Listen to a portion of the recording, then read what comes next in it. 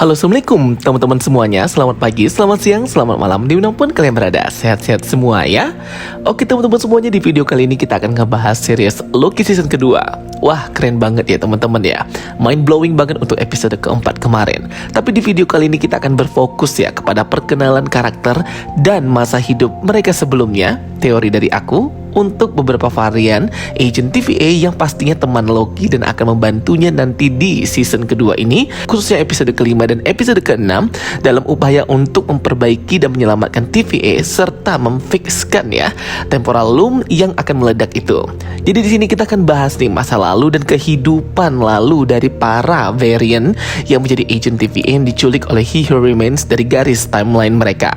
Tentunya di sini ada Ouroboros, Mobius, Hunter B15, Cassie, Sylvie, dan Loki itu sendiri. Tapi beberapa case itu mereka ini diambil dari timeline-nya dan di burn timeline mereka karena melakukan Nexus event atau suatu hal yang tidak seharusnya dilakukan oleh diri mereka sendiri yang memunculkan branch timeline Nexus event. Yang dimana Sylvie kecil yang besarnya harusnya jadi villain jahat, masih kecil dia sudah jadi baik dan malah mau jadi Valkyrie. Terus juga si Loki yang kabur dengan Tesseract itu ya teman-teman. Dan bagi kalian yang belum join grup Telegram Jokastay, segera join ya teman-teman ya. Link invite grupnya sudah aku pin di kolom komentar. Dan jangan lupa juga untuk follow ya TikTok official account Jokastay dan Instagram Jokastay. Oke guys, gak usah banyak, kita langsung aja bahas ya breakdown untuk video kali ini. Here we go. Oke, jadi kan dari beberapa trailer ini sudah di-tease ya teman-teman bahwa beberapa varian agent TVA seperti orang-orang ini memiliki kehidupan sebelumnya. Obi yang mungkin aja ilmuwan, Hunter B15 yang mungkin aja dokter, Cassie yang mungkin aja kriminal, dan juga Mobius yang mungkin aja atlet jet ski. Tapi video kali ini kita akan mengungkap teori yang mencengangkan ya tentang 4 karakter ini yang bisa aja base dari true story atau kisah asli ya orang-orang yang merupakan inspirasi dari keempat karakter ini, bagaimana sebenarnya kehidupan mereka di dunia nyata di garis timeline mereka sebelum diculik oleh He Who Remains. Jadi mereka ini memang punya kehidupan terdahulu ya teman-teman. Dan sepertinya 4 orang ini hidup di garis waktu sekitaran tahun 1960 atau 1970 ya guys ya. Jadi nggak hidup di era 1800-an seperti pertama kali Victor Timely mendapatkan buku dari Ravonna dan Miss Minute di tahun 1868. Dari keempat karakter ini kita bahas dulu si Cassie ya, karena Cassie inilah karakter yang misterius banget. Pertama kali muncul di season pertama, orang-orang cukup teringat dengan sifatnya si Cassie ini yang seperti lugu, tidak mengerti apapun, dan cenderung baik gitu ya, selalu membantu Loki. Dan juga kayak takut-takut gitu dan sangat helpful, membantu banget ya. Tapi nyatanya di kehidupan aslinya, di timeline aslinya, Cassie ini merupakan seorang tahanan karena suka berbuat kriminal ya teman-teman. Terlihat di sedikit cuplikan scene trailer ini, Cassie bersama 2 orang temannya seperti sedang hendak kabur dari sebuah penjara gitu ya teman-teman.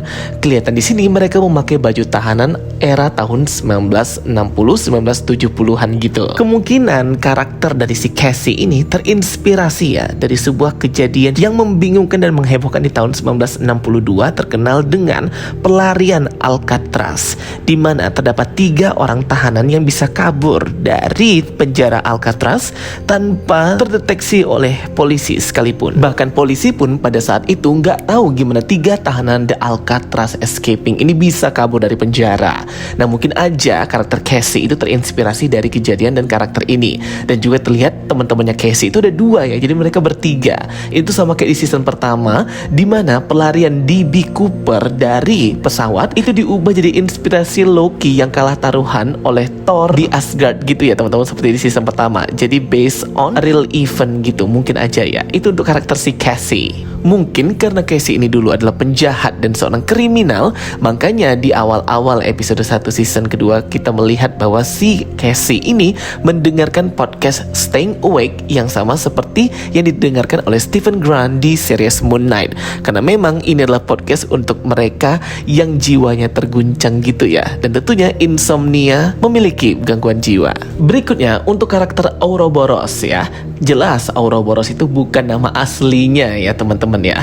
Di kehidupan atau timelinenya kemungkinan si Ouroboros ini merupakan ilmuwan yang sangat jenius dan pintar. Dan mungkin aja karakter Ouroboros ini terinspirasi dari seorang fisikawan jenius pada tahun 1960, tentunya orang Asia ya teman-teman. Fisikawan jenius terkenal pada tahun itu ialah Yoichiro Nabu, Chen Ningyang, dan Sung Daoli. Jadi ya kemungkinan ya menginspirasi si Ouroboros ini itu ya teman-teman. Dan semoga kita bisa mendapatkan nama aslinya, karena Ouroboros ini merupakan simbol dari ular yang memakan ekornya ya teman-teman. Diberikan He Who Remains kepada si Ouroboros ini sebagai namanya ya di TVA. Simbol Ouroboros atau ular yang memakan ekornya sendiri merupakan siklus tiada henti antara kehidupan dan kematian, dan tidak ada akhir dari segala hal. Jadi wajar ya kalau Ouroboros ini dipercayai teknologi masa depan TVA oleh He Who Remains. Berikutnya untuk karakter Hunter B15, itu merupakan karakter yang terinspirasi dari dokter-dokter yang terkenal di era tahun 1960-1970-an yang tentunya orang berkulit hitam atau black woman. Bisa aja Patricia Beth, Alexa Kennedy, atau yang lainnya ya teman-teman. Wanita-wanita hebat, dokter hebat kulit hitam keturunan Afrika Amerika di era tahun 1960-1970 ya. Jadi maybe aja Hunter B15 itu inspired karakternya dari mereka. Berikutnya nih yang paling ditunggu-tunggu orang ya pengen ngeliat si Mobius ini naik jet ski ialah si Mobius itu sendiri. Mobius M. Mobius kemungkinan saja di timeline-nya atau di kehidupan sebelumnya merupakan seorang atlet atau pemilik owner dari tempat penjualan sport water, olahraga air jet ski gitu ya. Nama tokonya Piranha gitu guys.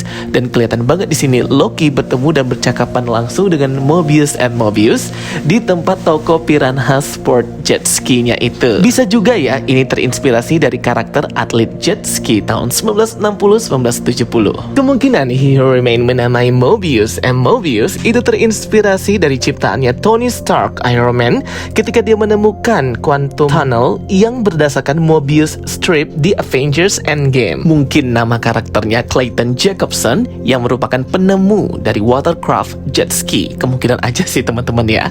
Nah, jadi itu beberapa karakter dengan masa lalu mereka di timeline garis kehidupannya sebelum diculik oleh He Who Remains untuk mengabdi di TVA. Terlihat di trailer juga, Loki ini akan menemui mereka satu demi satu ya. Hunter B15, Ouroboros, Mobius, Cassie, dan yang lainnya, termasuk Sylvie. Sylvie di sini aku nggak tahu statusnya gimana ya. Apakah dia kembali ke timeline-nya atau dia hanya berada random aja gitu.